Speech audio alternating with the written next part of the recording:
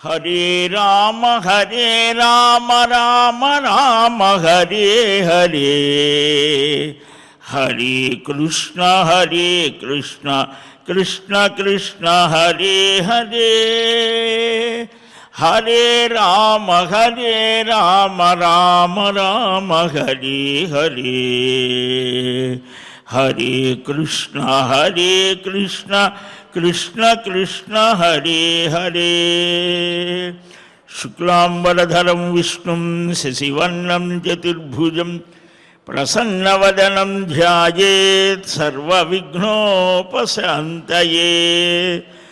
యస్యేద్విరదవక్త్రాజ్యాః పారిషద్యాః పరస్యతం విఘ్నం నిఘ్నంతి సతతం విశ్వక్సేనం తమాశ్రయే.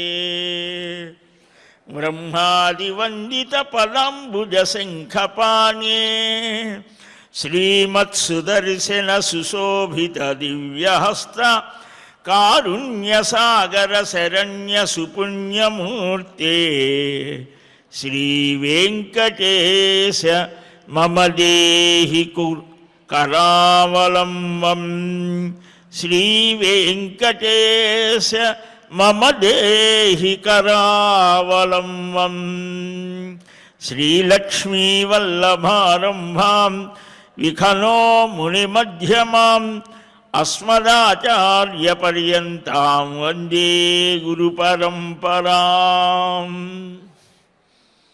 జ్ఞానానందమయం దేవం నిర్మలస్ఫటికాకృతిం ఆధారం సర్వవిద్యానాం హయగ్రీవముపాస్మహే.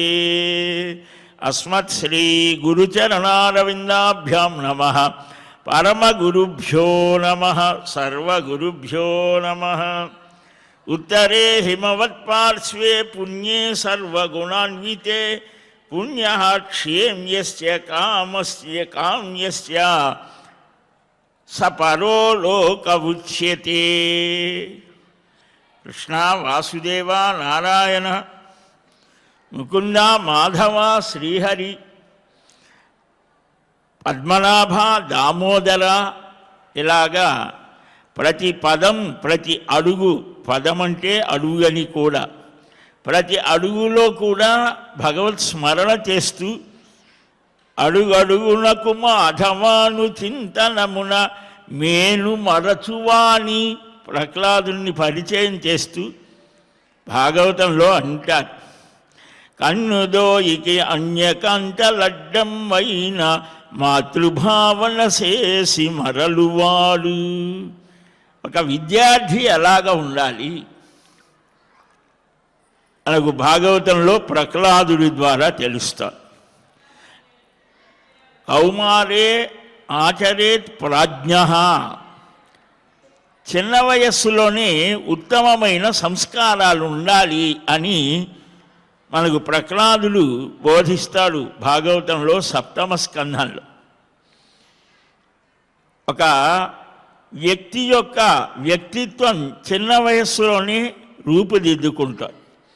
అందుకని మనకు ఉపమన్యువు, ఉత్తంకుడు, ఇలాగ ధౌమ్య శిష్యులు, శ్రీకృష్ణస్వామి, వీరంతా ఆదర్శమైనటువంటి గురుకుల విద్యార్థులు.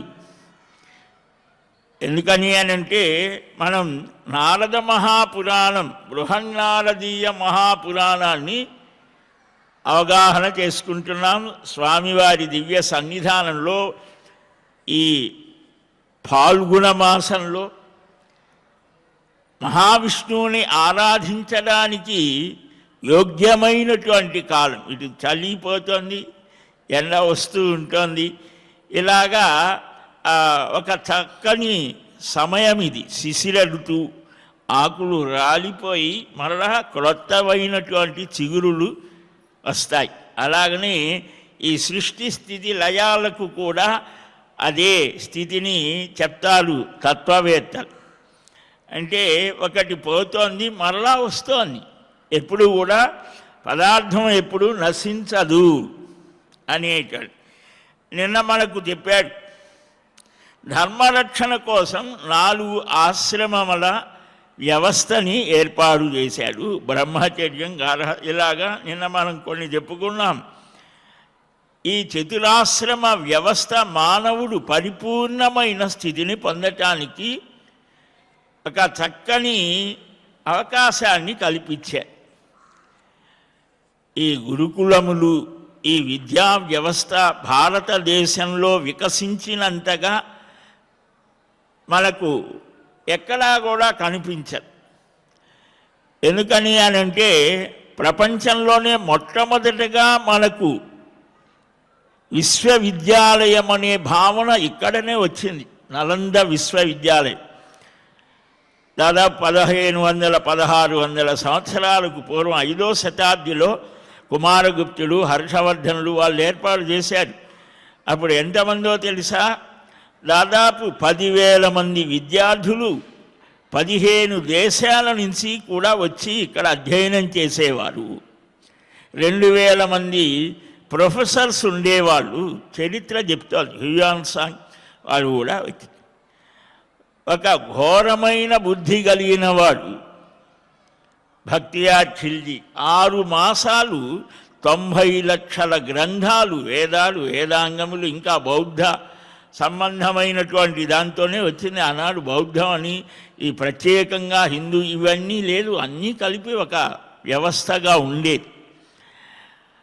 90 లక్షల గ్రంథాలు తగలబెట్టాయి 6 మాసాలు. ఎంత చాలా చిత్రమైనటువంటి దానికి అసూయ, ద్వేషం. అందుకని బాల్యావస్థలో ఈ అసూయ, ద్వేషం, మాత్సర్యం ఇవి పోగొట్టేట్టుగా వ్యక్తిత్వం కలగాలి అనే మనకు అనేక వ్యవస్థలు చూపించారు. బ్రహ్మచర్య దీక్షలో ఉన్నప్పుడు అంటే చదువుకునేటప్పుడే వాడికి మంచి యోగ్యమైన సంస్కారాలు ఉండాలి. లేకపోతే ఏమవుతుంది? భక్తియార్ ఖిల్జీలాగా అవుతుంది. వాడు గొప్ప పరిపాలకుడయ్యాడు. గొప్ప పరిపాలనే కాదు, కానీ వాడు ఒక రోగం వస్తే తన ఆస్థానంలో వాళ్ళు తగ్గించకపోతే అక్కడ ఉన్నటువంటి నలంద విహార్ అంటారు. అక్కడ ఉన్నటువంటి బిహార్లో ఉన్నది, విహార్ అనేది కూడా విహార్ అనే దాని నుంచే వచ్చి అక్కడ బౌద్ధం చక్కగా వికసిస్తారు. అక్కడ ఆయన అక్కడ ఉన్నటువంటి ఒక హెడ్ ఆఫ్ ది డిపార్ట్మెంట్ అన్నమాట ఈ వైద్యానికి. సుశ్రుతులు అప్పుడే బ్రహ్మగుప్తులు ఇవన్నీ ఎంతోమంది మహానుభావులు ప్రయోగాలు చేసి ఖగోళపరంగా, వైద్యపరంగా గొప్ప స్థితిని పొందారు. 1600 సంవత్సరాల క్రితమే అంతరిక్షాన్ని గురించి కూడా పరిశోధనలు చేశారు. ఆయన ఆ రోగం ఫలాని వాడు తగ్గిస్తా అంటే పిలిపించాడు. నువ్వు ట్రీట్మెంట్ చేయకుండా తగ్గించాలి. ఎలాగా? అయితే అది వాళ్ళు గొప్ప మేధావులు, వారి మత గ్రంథమే ఇచ్చి ఇది రోజు చదవమన్నారు. పుస్తకాలు తిరగేస్తారు కదా, కాగితాలు తిరగవేసేటప్పుడే ఆ కాగితాలకు ఏదో పసలో ఏదోటి రాసి అది ఆ స్పర్శ వల్లనే రోగం తగ్గి. సహజంగా ఒక రోగాన్ని తగ్గిస్తే, ఒక మంచి చేస్తే ఎవడైనా ఏం చేస్తాడు? గౌరవిస్తాడు కదా, అప్రిషియేట్ చేస్తాడు కదా, చాలా గొప్ప ఇది అని. కాని వాడికి ఆ బుద్ధి లేదు. ఇలాంటి వాడికి ఉండకూడదు అని ఆ విహారమే, దాన్నే యూనివర్సిటీనే అక్కడ ఉన్నటువంటి వాళ్ళందరినీ చంపేసి. చరిత్రలో మనకు ఎన్నెన్ని ఘోరాలు జరిగాయో లేకపోతే ఇవాళ భారతదేశం చాలా గొప్ప స్థితిలో ఉండేది. ఇవాళ చెప్పుకునే మన దేశం నుంచి బయటకు వెళ్తున్నారు విద్యార్థులు, కానీ ఇతర దేశాల నుంచి వచ్చారు 1600 సంవత్సరాల క్రితం. విద్యా వ్యవస్థ కొన్ని వేల గురుకులాలు ఉండేవి, అవన్నీ కూడా పోయినాయి. బ్రిటిష్ ఇంకా ఇతర దానికి ముందు పరిపాలన చేసినటువంటి వారు ఆ వ్యవస్థలో అనేకం ఇవాళ మనం చెప్పుకునే విజ్ఞాన శాస్త్ర విషయాలు కూడా తత్వ విషయాలు 16 దాదాపు 7-8 విభాగాలు ఉండేవి. అక్కడ వాడే ఆచార్య నాగార్జునుడు అనేక సిద్ధాంతాలు. ఇవాళ నాగార్జున విశ్వవిద్యాలయం, అక్కడ ఆ నాగార్జునుడు అక్కడ వైస్ ఛాన్సలర్గా చేసినవాడు. ఆయన గురించి మనకేం తెలియదు, ఏదో ఒకటి పెట్టుకున్నాను. ఎవరు ఏం చేశాడు? అనేక మంత్ర తంత్ర యంత్ర విషయ విజ్ఞానాన్ని చూపించిన కనుకనే ఇక్కడ మనకు ఈ ఎన్నెన్నో నియమాలు బ్రహ్మచర్యాశ్రమం మొదటిదైతే చిట్ట చివరిది సన్యాస ఆశ్రమం.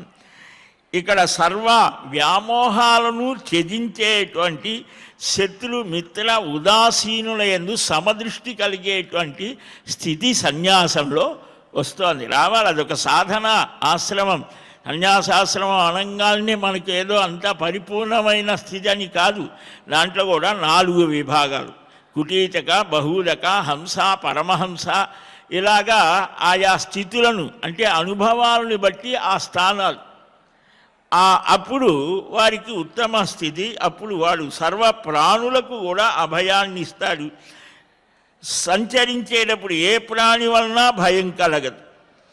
అగ్నిని శరీరంలో నిలిపి శరీరంలో కలిగిన అగ్నిని ముఖంలో హోమం చేసి భిక్షాటన వల్ల లభించిన దాన్ని భుజిస్తూ అంటే ముఖ రూపంలో అగ్నికి అర్పిస్తూ ఇలాగా ఇవి చేసినటువంటి వాడు ప్రశాంత చిత్తుడై బ్రహ్మలోకాన్ని పొందుతాడు అని చెప్పాడు. అప్పుడు భృగు మహర్షి అంటాడు, భరద్వాజుడు అంటాడు, ఈ లోకం కాకుండా అంటే ప్రశ్నలు మీద ప్రశ్నలు వేస్తున్నాడు. అంటే అంతటి పరిపక్వ స్థితిని మనుష్యులు పొందాలి. ఆ పరిపూర్ణత్వం భౌతికంగా ధర్మ అర్థ కామ్యాలను సంపాదిస్తే ధర్మబద్ధంగా అర్థము కామ్యం. ఆ చివరిది మోక్షానికి అది దారి ఏర్పడుతోంది. ఒకేసారి ఏది రాదు కదా. అందుకనే ఇదంతా మానవ శరీరమే మోక్ష సాధనకు యోగ్యమైనది. దాన్ని మనం ఒక మనస్సులో పెట్టుకొని దాన్ని తెలుసుకొని క్రమక్రమంగా గృహస్థ ఆశ్రమ ధర్మాచరణ చేస్తూ నిరపేక్షంగా ఉంటూ కర్తవ్యాన్ని చేస్తున్నాననేటువంటి భావనతో ఎక్కడ అహంకార మమకారాలకు లోను కాకుండా వాటిని తగ్గించుకుంటూ క్రమక్రమంగా వనప్రస్థ సన్యాస ఆశ్రమాలు ఇప్పుడు మనం స్వీకరించక్కర్లేదు. కానీ ఆ భావాలను గ్రహించి క్రమక్రమంగా మనస్సుని పరమాత్మ అభిముఖంగా నడపాలి. దానికి ఏమేమి లక్షణాలు అనేవి ప్రతి పురాణంలో ప్రతి చోట భారత భాగవతాలలో కూడా వస్తాయి, అన్ని పురాణాల్లో వస్తాయి. అందుకనే వర్ణధర్మాలు ఆశ్రమ ధర్మాలు ప్రతి చోట చెప్తారు. సరే, ఇది బాగానే ఉన్నదయ్యా, అయితే పరలోకము అనేది ఒకటి ఉన్నది అని పదే పదే చెప్తున్నావు. అదేమి మాకేం కంటికి కనిపించడం లేదు కదా. ఇది నేను నా సొంత మాట కాదు, ఈయనే అడుగుతున్నాడు. ఏమయ్యా, అస్మాల్లోకాత్ పరో లోకః సృజతే నోపలభ్యతే తమహం జ్ఞాతుమిచ్చామి తద్భవాన్ వక్తుమర్హతి. ఈ లోకమే మాకు కనిపిస్తోంది కంటికి. ఇది కాకుండా ఇంకొకటి ఉన్నది, ఇంకా చాలా ఉన్నాయి లోకాలు. లేదా ఒక్కటే అంటే అన్నిటినీ చేసి చెప్తారన్నమాట. అది ఏమీ మాకు కనిపించడం లేదు కదా. అదేమిటో చెప్పమంటారు. మనం అడిగినట్టు అడిగాడు, అంటే తెలియక కాదు, మన కోసం అడిగాడు. సరే, భృగు మహర్షి చెప్తాడు, పరము ఉత్తరము అంటే ఉత్తుత్తరం చాలా గొప్పది ఏమిటి అంటే పవిత్రమైన సర్వసుగుణయుక్తమైన హిమవత్ పర్వతానికి ఉత్తర భాగంలో పుణ్యమైన క్షేమకరమైన కామ్యప్రదమైన ఒక స్థానం ఉన్నది. దాన్ని అనుకో ప్రస్తుతానికి అన్నాడు. ఆ పరలోకంలో పాపకర్మలు చేసేవాళ్ళు ఉండరక్క. అంటే చూడండి, ఒక మనుష్యుడైనటువంటి వాడు ఏ విధంగా ఉండాలి. ఇవాళ చాలా యుజాలు వచ్చాయి కదా. మనుష్యుడిని ఎలాగ ఒక ఆదర్శవంతంగా ఉండాలి అని చాలామంది సిద్ధాంతాలు చేశారు, ప్రయోగాలు చేశారు. ఆ యుజాలన్నీ కుప్పగూలిపోయినాయి. కానీ నిజం ఒక్కటే ఎప్పుడైనా నిలిచేది. ఈ సనాతనమైన ధర్మం, దేశధర్మ సనాతన, ఇది శాశ్వతమైనటువంటి, అంటే ఎప్పుడైనా నువ్వు పరీక్షించుకోవచ్చు. దానికి ఎప్పుడు ఎగుడు దిగుడులు ఏవి ఉండవు. నువ్వు 2024 కాదు 3024 అయినా సరే ఈ ధర్మాచరణ చెయ్యాలి అని అంటే ఇలాగ చేస్తే ఈ ఫలితమే వస్తుంది. నీరు అనేది పోస్తే ఎత్తులో నుంచి పల్లంలోకి ప్రవహిస్తాయి నీటి ప్రవాహాలు. అది ఎప్పుడైనా జరిగేదే కదా. ఇది కూడా అంతే. మనుష్యుడైనటువంటి వాడు సత్యాన్ని పలకాలి, ధర్మాన్ని ఆచరించాలి, తినకూడనివి తినకూడదు, లేకపోతే ఇంకా ఎవరికి కూడా అపకారం చేయకూడదు. ఇలాగా ఈ ధర్మాలు ఇవే సనాతన ధర్మం అంటే. ఇలాంటివి ఎప్పుడైనా అవసరమే మనుష్యుడికి.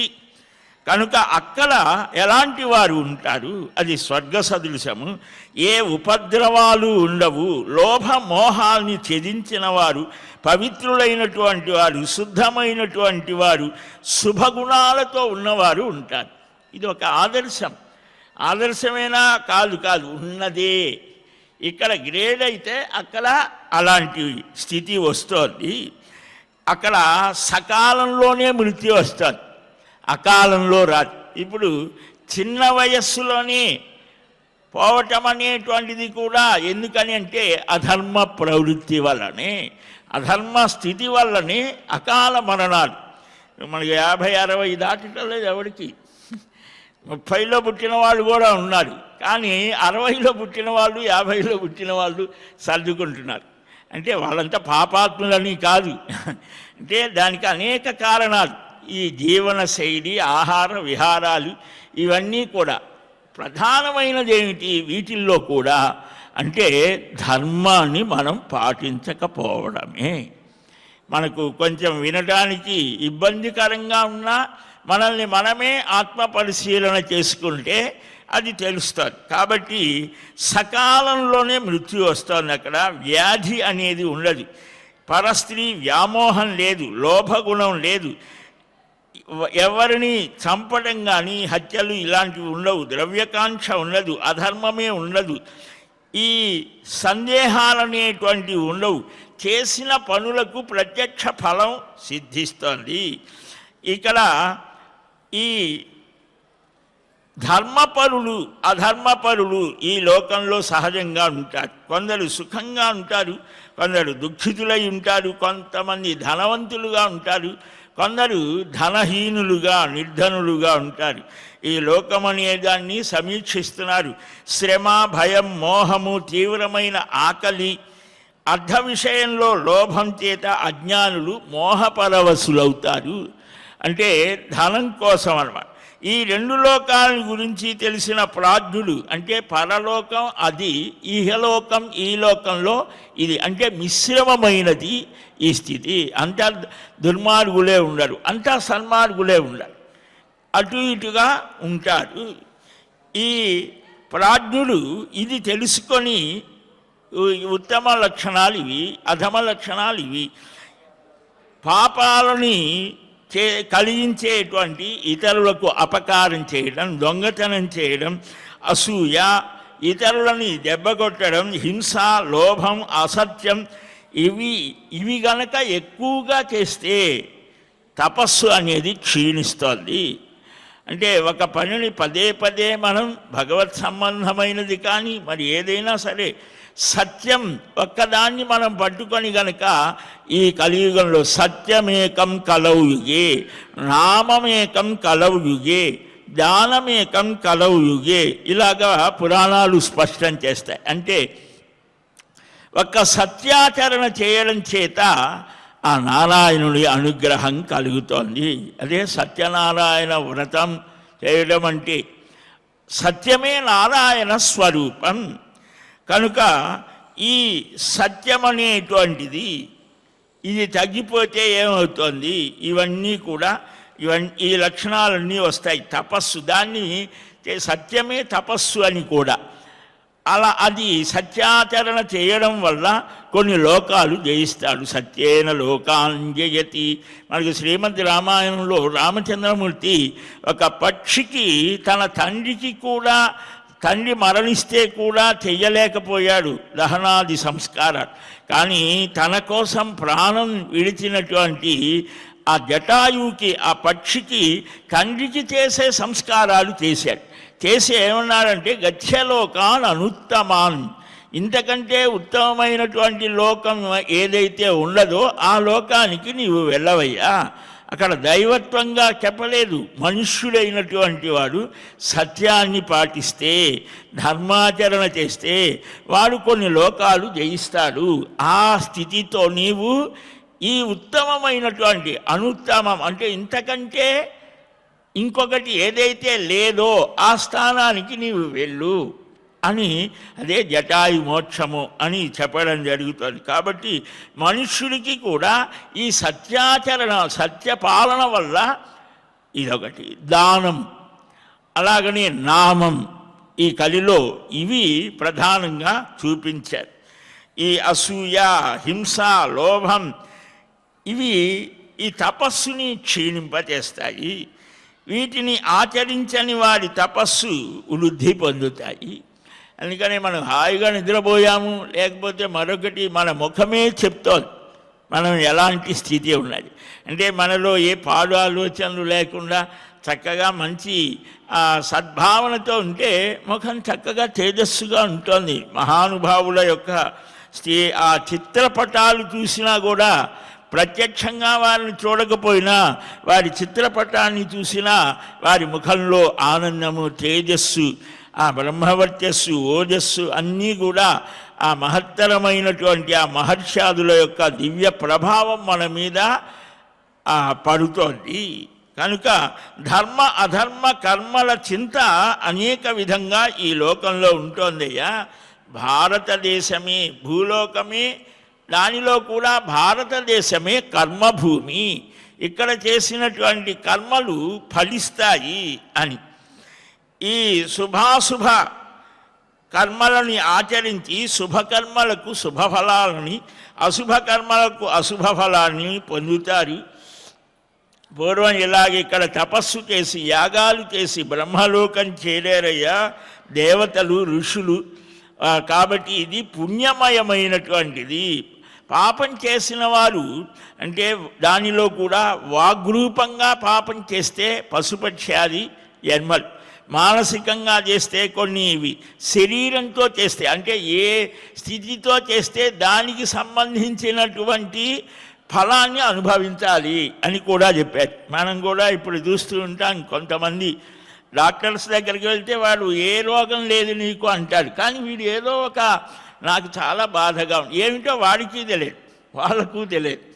అంటే మనస్సుతో చేసినటువంటి ఆ పాపాలని వీడు అనుభవిస్తూ ఉంటాడు. ఏమిటో తెలియకుండా వాడు బాధపడిపోతాడు. దానికి కూడా ఈ మానసికమైన శరీరంతో చేసే పాపాలు శరీరంతోనే, అట్లాగనే ఆ వాక్కుతో చేస్తాడు. కొన్ని ఇతరులని దూషించడమో లేకపోతే ద్వేషించడమో అకారణంగా నిందించడమో చేస్తే మనల్ని కూడా ఎవడో ఒకడు అలాగనే చేస్తాడు. నేనేమి వాడిని అనలేదే, నేనేమి చేయలేదే, నన్ను ఎందుకు ఇలాగ అంటున్నాడు అని అంటే నువ్వెప్పుడు అలాగ చేశావు అని కూడా చెప్పారు. కనుక అలాంటి వాడు పాప స్థితి ఎక్కువైతే పశుపక్ష్యాది జన్మలు వస్తాయి. మరి కొందరు అల్పాయుష్యం కలిగినటువంటి వారు ఈ లోకంలోనే నశిస్తారు. కొంతమంది తల్లి కడుపులోనే వాడు మరణిస్తాడు. అది కూడా ప్రారంధం అన్నారు. అంటే వాడు ఆ తల్లి గర్భంలోకి రావటం, అక్కడనే పోవటం, అది కూడా పాపభూయిష్టమే. వీడికి కూడా ఇదే. ఇప్పుడు భ్రూణ హత్యలు అని అంటే తల్లి గర్భంలోనే అబార్షన్ అంటాం, అది కూడా మన ధర్మ దృష్టితో మహాపాపమే. ఎందుకని అయితే మనకు శాస్త్రాల్లో చెప్పింది ఏమిటి అనంటే బ్రహ్మచర్య నియమం. ఈ స్త్రీ పురుష సాంగత్యం, దాంపత్య ధర్మానికి కూడా మనకి ఎన్నో నియమాలు చెప్పారు. ఎందుకని విచ్చలవిడిగా నడిస్తే ఎప్పుడైనా ప్రమాదమే కదా. అంతేకాకుండా ఈ మనస్సుని వికారం చేసేటువంటి ఆలోచనల్ని క్రమబద్ధం చేసుకోవడం కోసమే వివాహం. ఆ వివాహం చేసుకున్న తర్వాత ఇద్దరూ కూడా చక్కని వివేకవంతులై జ్ఞాన సంపన్నులై క్రమక్రమంగా ఏ వికారమైతే వీడిని విచలితుల్ని చేసిందో దాని నుంచి విరమించడానికి గృహస్థాశ్రమం. అందుకే ఈ ఆశ్రమ ధర్మాలు ఇలాగ చాలా నియమాలు చెప్పారు. ఈ నియమపాలన ఏకాదశి, ఈ అమావాస్య, పూర్ణిమ, ఇలాగ కొన్ని పండుగల రోజున దాంపత్య ధర్మాన్ని పాటించకూడదు. ఇలాగ కొన్ని నియమాలు ఏ సమయంలో ఏమిటి ఇవన్నీ కూడా చెప్పాడు శాస్త్రం. అంటే ఏమిటనమాట, ఇన్ని నియమాలు పెడితే క్రమక్రమం ఎందుకు పెట్టాడు? ఇది మనల్ని బాధించడానికా? కాదురా. ఈ నియమాన్ని చక్కగా అభ్యాసం చేస్తే క్రమక్రమంగా ఏది మనల్ని విచలితుని చేస్తుందో, తిప్పేసేస్తుందో దాన్ని పట్టు నుంచి బయటపడేటువంటి స్థితి ఏర్పడుతుంది. కనుక దానివల్ల ఈ లోభమోహయుక్తులై ఉంటారు. నేతులై బ్రహ్మచర్య దీక్షతో, బ్రహ్మము అంటే వేదము అని, పరబ్రహ్మ అని ఇలాగ చాలా అర్థాలు ఉన్నాయి. చర్యతి చరిస్తున్నాడు అని అంటే వేదాధ్యయనం చేస్తున్నాడు, లేదా పరమాత్మ యందు మనస్సు లగ్నం చేస్తున్నాడు. ఇలాగా అనేక అర్థాలు, విద్యాధ్యయనం చేస్తున్నాడు. ఈ బ్రహ్మచర్య అంతేకాదు, ఈ శారీరకంగా మానసికంగా వాగ్రూపంగా కూడా ఇతరమైన ఏ వికారాలు లేకుండా ఉన్నాడు అని కూడా దానికి 8 రకాలైన స్థితులు కూడా శాస్త్రంలో స్పష్టంగా చెప్పాడు. కనుక కేలి ప్రేక్షణం ఇలాగా వినడం ఈ బ్రహ్మచర్య దీక్షతో, అందుకని చిన్న వయస్సులో వటువు లేదా ఆ పిల్లవాడికి ఎన్నెన్నో నియమాలతో గురువులను సేవించడం అనేటువంటిది, తద్వారా వాడికి బ్రహ్మ నిర్మితమైనటువంటి ధర్మం ఏమిటో తెలుస్తోంది.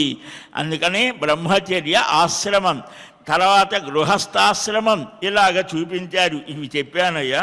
దీనివల్ల ధర్మాధర్మాలు తెలిసినవాడు బుద్ధిమంతుడను అనబడతాడు అని అంటే భరద్వాజ మహర్షి అడుగుతాడు. పురుషుడి విషయంలో పురుషుడు అనంటే శరీరధారి అని, మగవాడనో లేకపోతే స్త్రీ అనో కాదు. ఈ శరీరానికి పురమని పేరు. దీనిలో ఉండి ఎవరైతే వింటున్నారో, చూస్తున్నారో, తింటున్నారో, కంటున్నారో, ఇవన్నీ చేసేవాడు ఎవడో ఒకడు ఉంటాడు కదా, వాడికే జీవుడు, వాడికే పురుషుడు ఒక అర్థం. వాడి విషయంలో అధ్యాత్మం అని చెప్తున్నారే. అధ్యాత్మం అంటే ఏమిటి అనంటే అధ్యాత్మమే శ్రేయస్కరం. అది ఆచార్యుల చేత చెప్పబడింది. అధ్యాత్మ జ్ఞానం ఉన్నటువంటి వాడు లోకంలో ప్రీతిని, సౌఖ్యాన్ని పొందుతాడు. అధ్యాత్మ జ్ఞానాన్ని అందుకనే పరమహంస అంటాడు, బ్రహ్మ విద్యని కొంగున ముడివేసుకొని లోకంలో నీవు పోరాటం చెయ్యి అంటే మన స్వస్వరూపం ఏమిటో తెలిస్తే మనం చేసే పని ఎంతో ఉత్సాహంతో చేస్తాం. కేవలం మనం శరీరమే కాదు, మనం ఎప్పుడూ ఉండేవాళ్ళమే. మనం మనస్సు, బుద్ధి, చిత్తం, అహంకారం ఇవేవి కాదు, ఆత్మస్వరూపులమే అని తెలిస్తే, అది అనుభవంలోకి వచ్చినా రాకున్నా పెద్దల ద్వారా తెలుసుకుంటే, నేను ఎప్పటికీ నశించననేటువంటిది దృఢంగా ఉంటే నువ్వు చేసే పని, ప్రతి పని కూడా ఉత్సాహంగా చేస్తావు. కాబట్టి వేదాంత శాస్త్రం అనేది ఏదో వృద్ధులకో, పండితులకో, సన్యాసులకో మాత్రమే కాదు, ప్రతివాడికి కూడా తన యొక్క స్వరూపాన్ని తెలుసుకునేటువంటి స్థితి ఉన్నది. ఈ ప్రాణుల పుట్టుకకు, నశింపుకి మూలమైనటువంటిది. ఈ ప్రాణులు దేని నుంచి పుడతాయో దానిలోనే లయమవుతాయి. సర్వభూత పాతం ఏర్పడుతోంది, ఫలం లభిస్తోంది. ఈ పంచభూతాలు ఇవే అన్నిటికీ కారణం ఒక స్థితిలో అని. తాబేలు ఏ విధంగా అవయవాలను బయటకు సారించి మరలా తనలో ఉపసంహరించుకుంటోందో, అలాగనే సర్వభూతాత్మకుడు తన నుండి ఈ ప్రాణులను సృష్టి చేసి మరలా తనలోనే లీనం చేసుకుంటాడు. పంచమహాభూతాలే ప్రాణులలో ప్రాణిత్వాన్ని ఏర్పరుస్తాయి. ప్రాణుల్లో భూతత్వాన్ని జీవుడు చూడలేడు. శబ్దము, శ్రోత్రము, ఇంద్రియములు ఈ 3 ఆకాశం నుంచి పుట్టాయి అని. స్పర్శ, చేష్ట, త్వగింద్రియం ఈ 3 వాయువు నుంచి పుట్టాయి. ఇలా పంచభూతాల నుంచి మనకు ఏవేవి వచ్చాయి. ఈ స్పర్శేంద్రియం, స్పర్శ ఎలా తెలుస్తోంది? చర్మం ద్వారా తెలుస్తోంది. దానికి ఒక దేవత అధిపతి. అలాగే చెవు, ఈ చెవికి అధిపతి ఒకడు. ఇలాగా అధ్యాత్మ, ఇలాగా ఆది దైవికం, ఇలా భౌతికం 3 స్థితులు ఉంటాయి అని. రూపము, చక్షువు, పాకము ఈ 3 తేజోమయములు. రసము, క్లేదము, జిహ్వ జలగుణాలు. వాసన కలిగిన వస్తువు, ఘ్రాణేంద్రియము, శరీరం ఇవి భూతత్వానికి సంబంధించినటువంటివి అని. ఈ మహాభూతములు 5, 6వది మనస్సు. ఈ సముదాయానికి ఇంద్రియములు, మనస్సు అని పేరు. అంటే మనం రోజు చెప్పుకుంటున్నాం కదా, కర్మేంద్రియములు, జ్ఞానేంద్రియములని వ్యవహారం. ఈ 7వది బుద్ధి, క్షేత్రజ్ఞుడు అనేటువంటి వాడు 8వ వాడు. ఈ శ్రోత్రేంద్రియం వినటానికి, ఈ త్వగింద్రియం అంటే చర్మం స్పృశించడానికి, రసాన్ని గ్రహించడానికి రసనేంద్రియం, ఇలాగ గంధాన్ని నశించడానికి నాసిక అంటే ముక్కు, చూడటానికి కన్ను, మనస్సు సంశయానికి, బుద్ధి నిశ్చయానికి ఏర్పడ్డాయి అని. మన శరీరంలో ఇన్ని వ్యవస్థలు ఉన్నాయి. క్షేత్రజ్ఞుడు సాక్షిలాగా చూస్తూ ఉంటాడు, ఊర్ధ్వభాగం అధోభాగం కూడా చూస్తాడు. ఈ విభూతి చేతనే సమస్తము వ్యాప్తమైనది. కనుక ఇంద్రియాలు ఎలాగ తెలియబడతాయి అనేటువంటి ఆ విషయాన్ని, సత్వరజస్తమో భావాలు కూడా ఇంద్రియముల యొక్క ఆశ్రయంలోనే ఉంటాయి అని, ఈ విధమైనటువంటి సృష్టికి మూలమైనటువంటి దాన్ని తెలుసుకొని మనుష్యుడైనటువంటి వాడు నడవాలి అని. ఇలా అధ్యాత్మ విషయం అంటే మన యొక్క అసలైన నిజమైన స్వరూపాన్ని తెలుసుకోవటమే అధ్యాత్మం అంటే. ఆ విషయాన్ని ఇక్కడ చాలా సూక్ష్మంగా చెప్పడం జరుగుతోంది. ప్రతి దాంట్లో తత్వ విషయాన్ని చెప్తారు.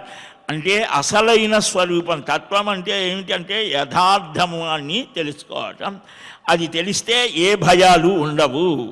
కనుక అది తెలుసుకునేటువంటి ప్రయత్నం, దానికి సంబంధించిన సునిశ్చితమైనటువంటి బుద్ధిని, ప్రజ్ఞను ఆ పరమాత్మ శ్రీయపతి శ్రీనివాసుడు సర్వమానవులకు అనుగ్రహించాలి అని మనమంతా ప్రార్థిద్దాం. శ్రీకృష్ణ గోవింద హరే మురారే హే నాథ నారాయణ వాసుదేవా గోవింద జయ జయ గోపాల జయ జయ రాధారమణ హరి గోవింద జయ జయ. హరే రామ రామ రామ హరే హరే, హరే కృష్ణ కృష్ణ కృష్ణ హరే హరే. స్వస్తి ప్రజాభ్యః పరిపాలయంతాం న్యాయేన మార్గేణ మహీం మహీశాః. గోబ్రాహ్మణేభ్యः శుభమస్తు నిత్యం. లోకాః సమస్తాః సుఖినో భవంతు. శ్రియకాంతాయ కళ్యాణనిధయే నిధయేర్ధినాం శ్రీవేంకటనివాసాయ శ్రీనివాసాయ మంగళం. బలం విష్ణోః ప్రవర్ధతాం. సర్వం శ్రీకృష్ణార్పణమస్తు. ఏడుకొండలవాడ వెంకటరమణ గోవింద గోవింద గోవింద గోవింద. శ్రీ అవధూతాశ్రమము బోధానంద సత్యారామూర్తి ఆర్యుల గోసేవాశ్రమము మరియు వృద్ధాశ్రమము పడాల. ఆశ్రమములో గోసేవ, గోవుల దానము స్వీకరించుట, మీ నవగ్రహ దోషములు పోవుటకు గోపూజ చేయబడును. మూలికా వైద్యము, గోపంచగవ్య వైద్యము చేయబడును. యంత్రములు, తావీదులు ఇవ్వబడును. శాంతి హోమములు చేయబడును. మీ ఆత్మీయుల పుట్టినరోజు, పెళ్లి రోజు మరియు వర్ధంతి వంటి ముఖ్యమైన దినములలో గోసేవ లేదా అన్నదానం చేయదలిచిన వారు సంప్రదించండి. మా వృద్ధాశ్రమంలో ఖాళీలు కలవు. చేరదలిచిన వారు సంప్రదించండి. శ్రీ శ్రీ శ్రీ స్వామి బోధానందగిరి శ్రీ అవధూతాశ్రమము అయ్యప్ప స్వామి గుడి దగ్గర పడాల, తాడేపల్లిగూడెం 2. Cell numbers 7981356374, 9618034 138.